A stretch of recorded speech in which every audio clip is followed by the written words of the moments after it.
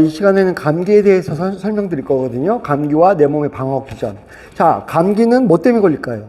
그럼 딱 보기에 바이러스 때문에 걸린다 이렇게 알고 있지만 한번 생각해 보세요. 감기 바이러스가 없는 곳은 없어요. 근데 어떤 사람 걸리고 어떤 사람 안 걸리죠. 어떤 사람 쉽게 지나가고 어떤 사람 어렵게 지나가죠. 바이러스 문제라기보다는 면역력 문제죠. 면역이 튼튼하고 정확하게 방어 기전이 작동되는 분들은 쉽게도 넘어가고 오지도 않기도 하죠. 그래서 자, 그러면 먼저 한번 볼게요. 방어 기전을 먼저 한번 보면, 자, 이건 바이러스예요. 그래서 제가 항상 말씀드리죠. 코로나든 뭐든 간에 감기 바이러스의 30% 정도는 코로나 바이러스라니까요. 코로나19 이번 케이스가 좀 세기도 하고, 예를 들면 독특한 녀석이기도 하지만 감기의 일부라고요. 그래서 얘네들이 이렇게 들어오면, 근데 자, 제가 코로나 이건 백신을 만들기가 거의 불가능하다라고 자꾸 말씀드린 이유가 뭐냐면, 그걸 만들 수 있었으면 감기를 벌써 이겨냈어야죠. 인류 역사에서 감기가 계속 오잖아요. 그러니까 감기는 바이러스 질환이기 때문에 얘네들은 기본적으로 계속해서 돌연변이를 일으킨다고요. 그래서 이걸 근본적으로 차단할 방법은 없다는 거죠. 그래서 오면, 자, 첫 방어가 어디라고 했죠? NK, 내추럴 킬러, NK 세포하고 마이크로 퍼즐, 대식 세포가 방어를 먼저 막아낸다는 거예요.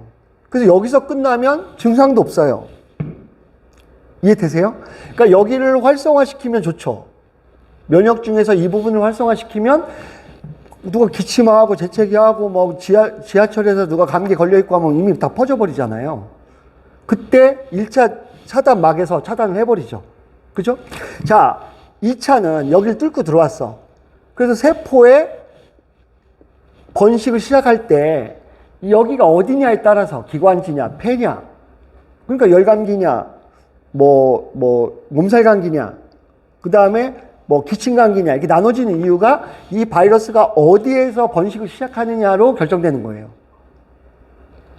그래서 이 부분을 잡아줄 때, 물론 이렇게 들어와서 이 부분을 잡아줄 때, 이제 증상들이 없을 때가 있잖아요. 그때가 자, 들어와서 번식을 시작해서 몸에서 체크가 되면 어떡하냐. 자, 먼저 하는 일이 있어요. 첫 번째 하는 일. 몸에서 첫 번째 하는 일이 뭐겠어요? 발열.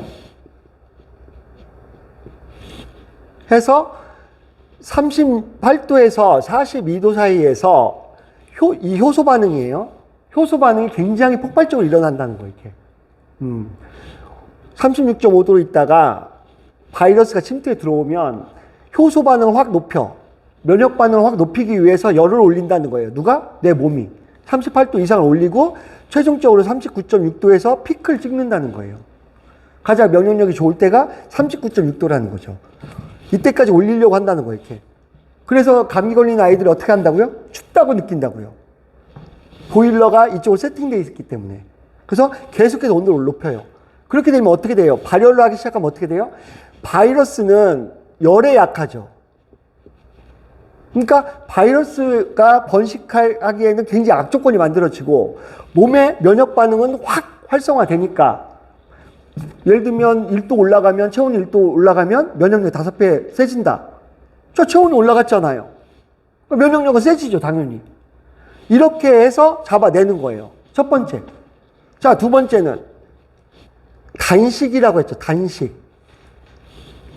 안 먹는다고요. 자, 왜 그래요? 우리 몸에는 두 가지. 자, 대사효소와 소화효소가 있어요. 그래서 한 50%를 소화하는 데 쓰고 50%를 대사하는 데 쓰는데, 자, 얘를 안 쓰고 대사효소를 높인다는 거예요. 20대 80 이렇게. 그러면 얘가 열도 내고 면역력도 키우고 막 활성화시키고 막 심장도 뛰게 하고 막 이렇게 해서 싸우고, 효소는, 그러니까 소화는 그때는 조금 멈춘다는 거죠. 그래서 입맛이 떨어지는 거예요. 그래서 모든 동물은 발열과 단식으로 만병을 이겨낸다라는 게 이런 원리 때문에 그러는 거죠. 이런 원리 때문에. 자, 그래가지고 이렇게 해서 싸우면서 뭘 만들어야 종료돼요? 항체. 요 과정이 7일 걸린다는 거예요. 그래서 항체를 만들면 이번 감기는, 이번 바이러스는 항체가 만들어지고 종료된다는 거예요. 내 몸에서는. 7일 걸리는 거죠. 자, 약을 먹어도, 약을 먹으면 7일. 안 먹으면 일주일 걸린다는 말이 이 말인 거예요. 약을 먹든 안 먹든 어떻든 간에 항체가 만들어져야 끝나는 거예요. 이렇게. 자, 그리고 그 뒤에 감기 후유증, 두통도 있을 수, 근육통도 있을 수 있고 막 이런 것들이 뭐냐면 혈전. 바이러스들은 빠르게 번식을 하면서 항원 항체 반응에 의해서 혈전을 만들어낸다는 거예요. 이 혈전들이 근육을 막으면 근육통 이런 것들이 오는 거죠. 두통 이런 것들이 지속되는 거죠. 이거 후유증이죠. 후유증.